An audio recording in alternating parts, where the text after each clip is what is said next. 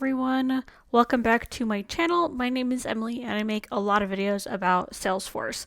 Today is going to be no different. We are going to be talking about password policies within Salesforce. So there are, I believe, two different ways to set password policies. This is going to be through the general org-wide password policy, as well as you can narrow it down by profile.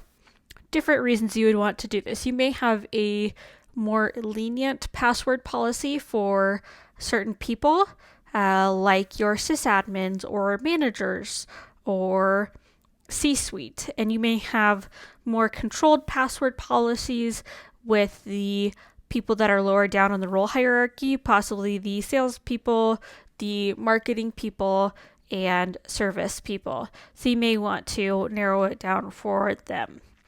But again, this is going to be based upon each company and what they are comfortable with and how tight their security is in general for their data. So let's go ahead and jump into setup and go into password policies.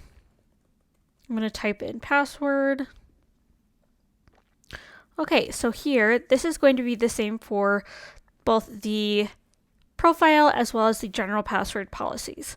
We can choose when passwords expire, if they're going to expire never, once a year, 180 days, 90 days, 30 days, 60 days. This is going to be highly dependent on your org. I've had some companies where they're very small and they never want their passwords to expire, so then they don't have to worry about it, or maybe once a year, but their data wasn't all too sensitive.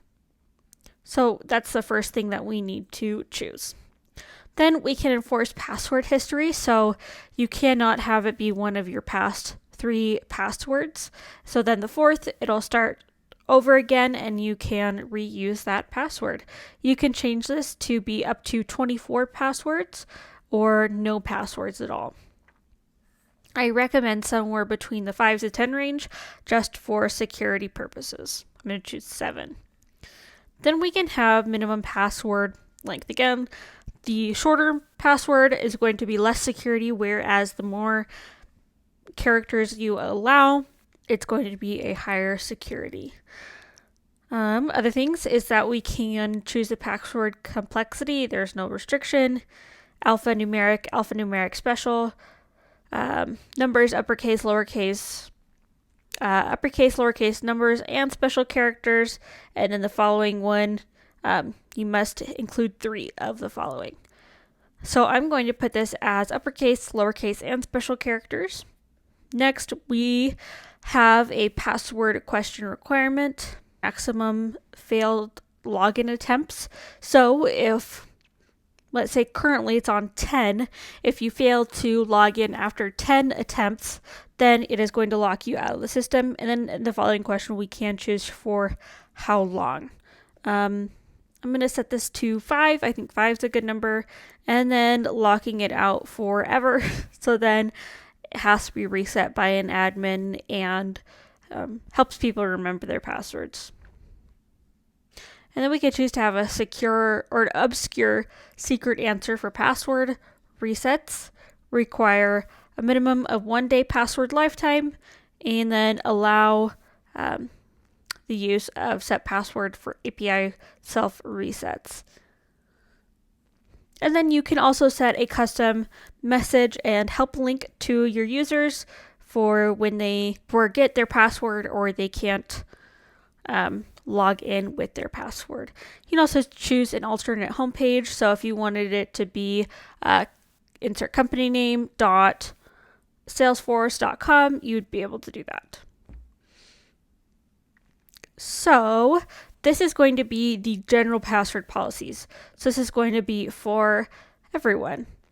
One thing is that if you are doing a security audit on your Salesforce account through the backend, then this is going to be one of the main points that they bring up for that security audit, because password is the first offense when it comes to security within your org. I'm going to hit save here and then we will move on to it on the profile. So I'm going to go in the quick find to profile, and I'm going to choose the custom sales profile. I believe it's way down at the bottom, so don't mind me scrolling.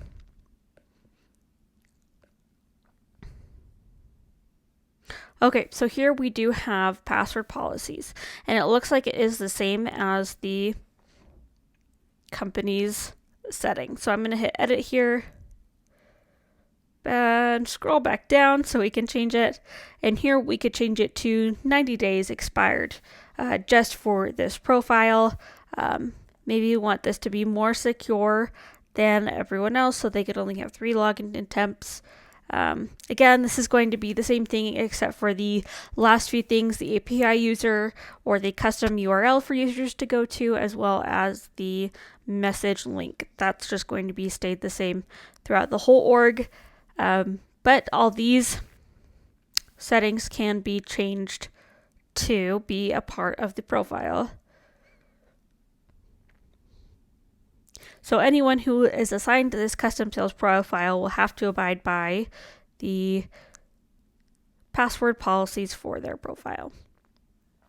So thank you so much for joining me for this tutorial. I hope you found it helpful in understanding what some of these password policies are used for, where to reset them or set them, and different things that might contribute to your security of your Salesforce org. I do have a few courses down below in the description, so if you'd like to check that out, that would be much appreciated. Be sure to give this video a like, subscribe, and join my email list at salesforceemily.com. New website is launching soon, and I'd love for you to be in the know about what's happening within Salesforce as well as with our content. So thank you so much. I'll catch you in the next one.